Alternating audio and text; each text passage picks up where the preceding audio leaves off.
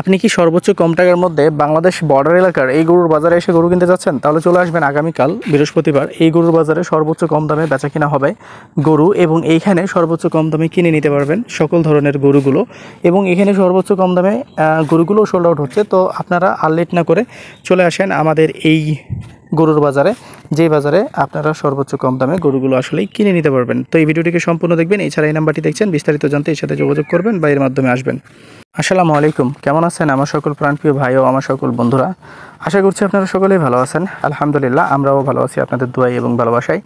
যে কারণে আপনাদেরকে আমরা নিয়ে চলে আসছি আমাদের বাংলাদেশ বর্ডার এলাকার, আমাদের সীমান্ত এলাকার খুবই জনপ্রিয় একটি গরুর বাজার, যে গরুর বাজারে সর্বোচ্চ কম দামে সোল্ড আউট হচ্ছে গরু, এবং সর্বোচ্চ কম দামে পারচেস করে নিতে পারবেন আপনারা গরুগুলো। তো এইখানে আসেন, আর লেট না করে এই বাজারটিতে আপনারা গরু কিনতে পারবেন। তো মূলত আজকে আমরা অবস্থান করছি তর্তিপুর গরুর হাটে। তো এই তর্তিপুর গরুর হাটটি সপ্তাহে 2 দিন বসে, শনিবার এবং মঙ্গলবার। আগামীকাল মনকষার একটা গরুর বাজার রয়েছে, যেটা খুবই বড়সড় আকারে চলমান থাকবে, যেটা হচ্ছে যে আনবিলিভেবল। আপনি বিশ্বাসই করতে পারবেন না যে এইরকম জায়গাতে এসে এত বড় বাজার দেখবেন।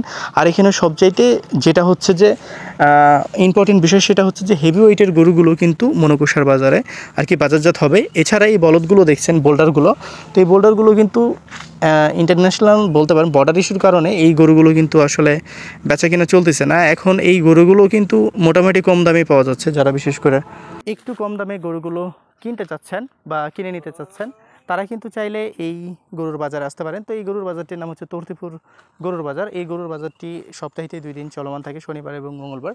দুপুর 2টা থেকে সারা রাত্রি কিন্তু ঈদের মার্কেট হিসাবে এটা চলমান রয়েছে।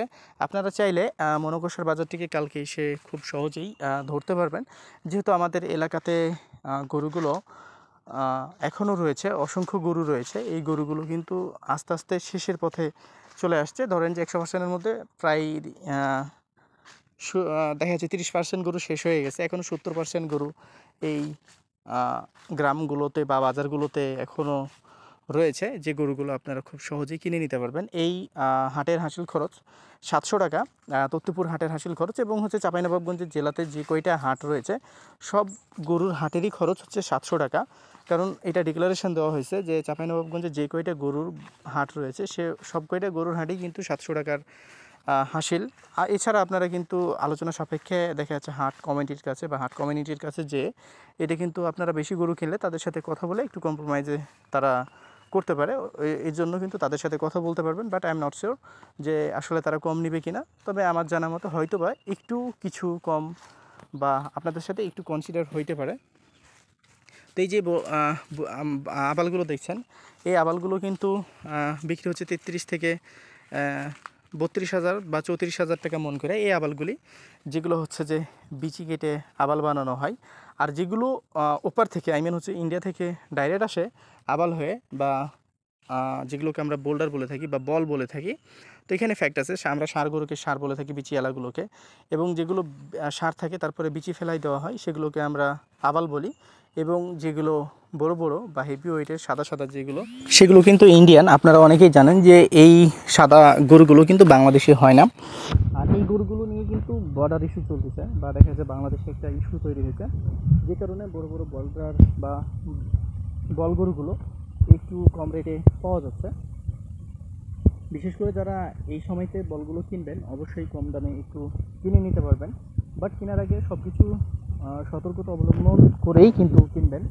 আপনি যদি এই বলদগুলো সম্পর্কে না জানেন বা বোল্ডারগুলো সম্পর্কে না বুঝেন, এগুলোর কাগজ সম্পর্কে আপনার ধারণা না থাকে, তাহলে এই গরুগুলো আপনারা কিনা থেকে বিরত থাকবেন।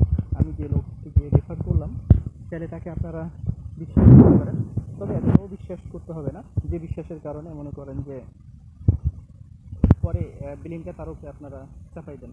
অবশ্যই আপনি যখন গরু কিনতে আসবেন আপনাকে বুঝতে হবে গরুর জাত, মান এবং গরুর কোয়ালিটি, আসলে একটা গরুর মাংসের ওজন কতটুকু হবে, এই বিষয়গুলো আপনাকে বুঝতে হবে, তারপরেই গরু কিনতে হবে। আর আপনি যদি এই বিষয়গুলো আসলে না বুঝেন বা না জানেন, তাহলে কিন্তু গরু কিনে আপনার কোনো ধরনের কোনো লাভ হবে না বা কোনো ধরনের কোনো প্রফিট আসবে না।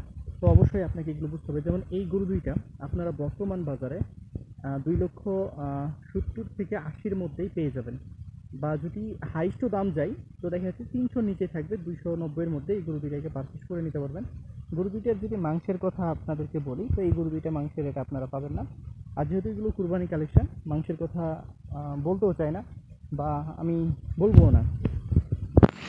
দাম নির্ধারণ করবেন আপনারা, দাম করবেন আপনারা। আপনার টাকা, আপনার গরু কিনতে আসছেন আপনি। অবশ্যই এই বাজার আসলে কম চলতেছে না বেশি চলতেছে, এটা ডিসিশন নেওয়ার অধিকার একমাত্র আপনার, আমার নেই। যেহেতু আমি এখানে গরু কিনতেছি না, আমি এখানে জাস্ট ব্লগিং তৈরি করছি। তো আমি যেহেতু ব্লগিং তৈরি করছি, তাহলে এখানে কিন্তু আমার কোনো ধরনের কোনো রাইটস নাই যে একটা গরুর দাম 90,000 বলছে, এই ভাই আপনি 80,000 নিয়ে নেবেন, দিয়ে দেবেন।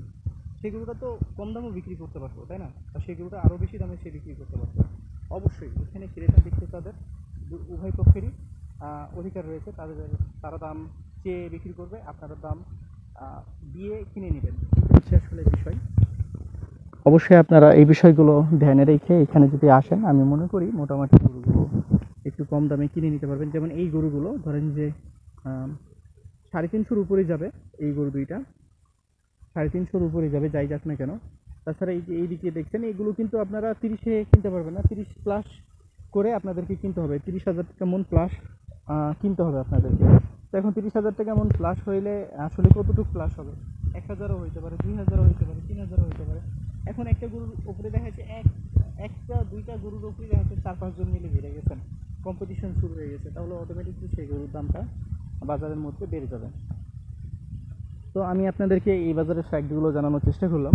আর যারা মনে করেন যে মাংনা রেটে গরু কিনবেন, টাকা ছাড়া গরু কিনবেন, তাদের জন্য কিন্তু এই বাজারটি প্রযোজ্য না। অবশ্যই এই গরুর বাজারে আসতে হইলে আপনাদেরকে ন্যায্য মূল্যটাই দিয়ে এখান থেকে গরুগুলো কিনে নিতে হবে এবং ন্যায্য মূল্য দিয়েই এখান থেকে আপনারা গরু কিনতে পারবেন, আদারওয়াইজ এখানে গরু কিনতে পারবেন না।